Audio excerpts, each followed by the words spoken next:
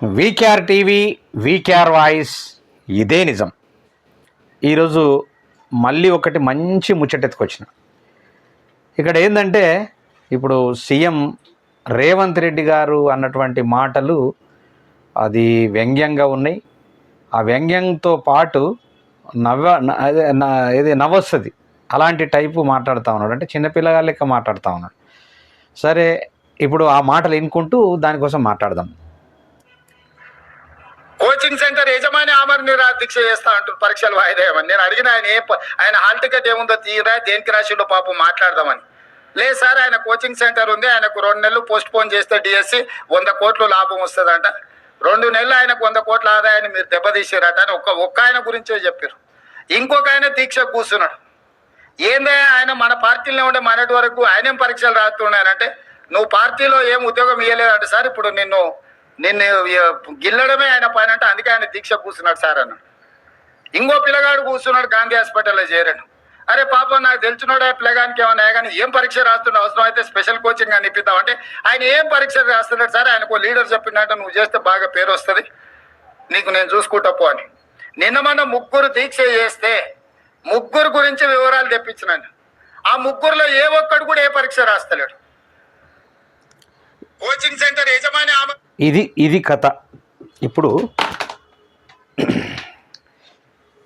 ఇది కథ రేవంత్ రెడ్డి గారిది. అంటే అశోక్ సారు, అదేవిధంగా బక్క జడ్సన్, తర్వాత ఇది మన లాల్ ఉంది.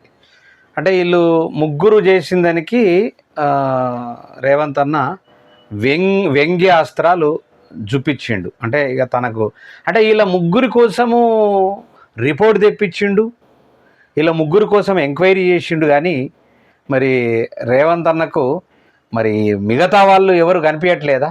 అంటే ఎంక్వైరీ చేపి వస్తుంది, వాళ్ళ కోసం తెలుసుకోవస్తుంది, కానీ వాళ్ళను ఒక 10-20 మందిని పిలవడానికి రాదు. అంటే వాస్తవానికి ఏంటంటే రేవంత్ అన్న, వీళ్ళు ఎందుకోసము వీళ్ళు 3 ఉద్యమం చేస్తున్నారు. అంటే విద్యార్థులు ఉద్యమం చేయడానికి వాళ్ళకి ఆల్రెడీ ధైర్యం సరిపోదు. ఇవాళ మీ ఒక్కరితోని రేవంత్ అన్న, మీ ఒక్కరితోని రాష్ట్ర వ్యాప్తంగా తిరిగినరా, మీకు కొంతమంది సపోర్ట్ చేసిండ్రు. మాలాంటి వాళ్ళము మీరు గెలవటానికి కోసము, మీరు రావటానికి కోసం సపోర్ట్ చేసినాం. మీరు రాష్ట్ర వ్యాప్తంగా తిరిగినప్పుడు మీకు అనేక మంది సహకారం చేసిండ్రు. సహకారం చేస్తేనే మీకు ఉద్యమం నడిచింది. ఒకడు పాట చేసిండు, ఒకడు మీతో పాటు నడిచిండు, ఒకడు డ్రైవింగ్ చేసిండు, ఒకడు జై రేవంత్ అన్న అన్నాడు. రకరకాలుగా చేసిండ్రు. కాబట్టి వాళ్ళు కూడా ఉద్యమంలో అంటే ఉద్యమం చేస్తున్నారు. ఇప్పుడు అశోక్ సార్ ఉండు, ఆయనకు మీరు ఒక నెల 2 నెలలు పోస్ట్ పోన్ చేయగానే కోట్ల రూపాయలు వస్తుందా ఆయనకు? బక్క జడ్సన్ గారు ఉన్నారు. అట్లా రేవంత్ అన్న, ఎందుకంటే మీరు వ్యంగ్యాస్త్రాలు మానేయండి. ఎందుకంటే కేసీఆర్ మీద వేసినారు కాబట్టి నడిచింది. కేసీఆర్కు నిరుద్యోగ పిల్లలకు, డిఎస్సి ఆస్పిరెంట్స్కు వీళ్ళకు చాలా వ్యత్యాసం.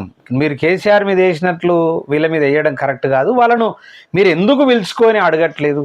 మీరు ఎందుకు వాళ్ళతో మాట్లాడట్లేదు, చర్చించట్లేదు? మరి మీరు ఎవరెవరినో పిల్లగాళ్ళను పంపించేసి వాళ్ళతో మాట్లాడమంటే అది కరెక్ట్ కాదు.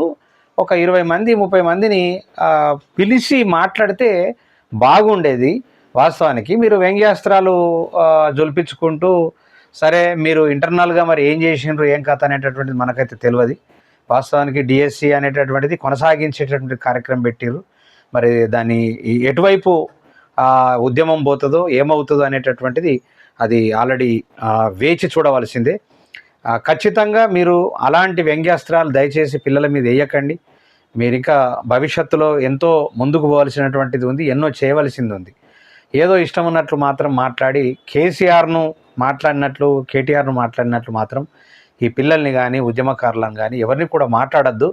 మీరు దయచేసి మాట్లాడద్దని చెప్పేసి మరీ కోరుతా ఉన్నా.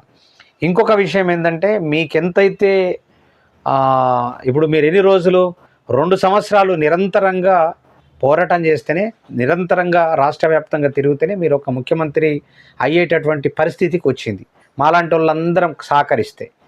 అట్లనే కనీసం వాళ్ళు ఒక నెల 2 నెలలు కంటిన్యూగా చదువుకుంటే వాళ్ళు అది చేస్తారు. ఎందుకంటే అప్పుడు మీరు మీ పార్టీ వస్తే మాకేమన్నా వస్తాయన్న ఉద్దేశంతో ఎమ్మెల్యే ఎలక్షన్లలో పనిచేయడం జరిగింది విద్యార్థులంతా.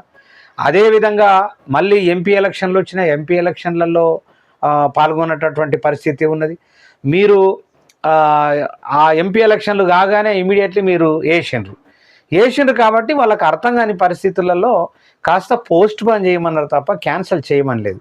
పోస్ట్ పోన్ చేస్తే కొంచెం అన్ని దగ్గర ఉన్నాయి, పోస్ట్ పోన్ చేస్తే బాగుంటుంది అది అర్థం చేసుకోవాలి రేవంత్ అన్న. మీరు అర్థం చేసుకోకుండా ఎవరి మీదనో వ్యంగ్యాస్త్రాలు వేసేసి, ఇప్పుడు నేను డిఎస్సి రాష్ట్రాన్ని కాదు కదా, నేను కూడా ఉద్యమం చేస్తా.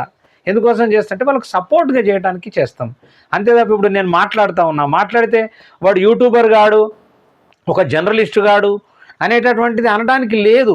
ఎందుకంటే జర్నలిస్టే కావాలన్నా మాట్లాడుకోవటానికి.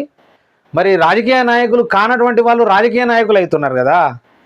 మీ దాంట్లో అసలు రాజకీయానికి సంబంధించినటువంటి ఒక ఎన్ఆర్ఐ డబ్బులు సంపాదిస్తున్నటువంటి వాళ్ళు, లేకుంటే ఎక్కడన్నా వ్యాపారాలు చేసినటువంటి వాళ్ళంతా కూడా ఇలా రాజకీయం చేస్తున్నారు కదా. మరి వాళ్ళు అనర్హులు అనొచ్చు కదా. రాజకీయ నాయకులే నాయకులు కావాలి కదా. రాజకీయం చేసేటటువంటి వాళ్ళు రాజకీయ నాయకులు కావాలి కదా. మరి ఎందుకు ఎన్ఆర్ఐలతోని ఇక్కడి నుంచి తెప్పించేసి వాళ్ళకు సీట్లు ఇస్తున్నారు?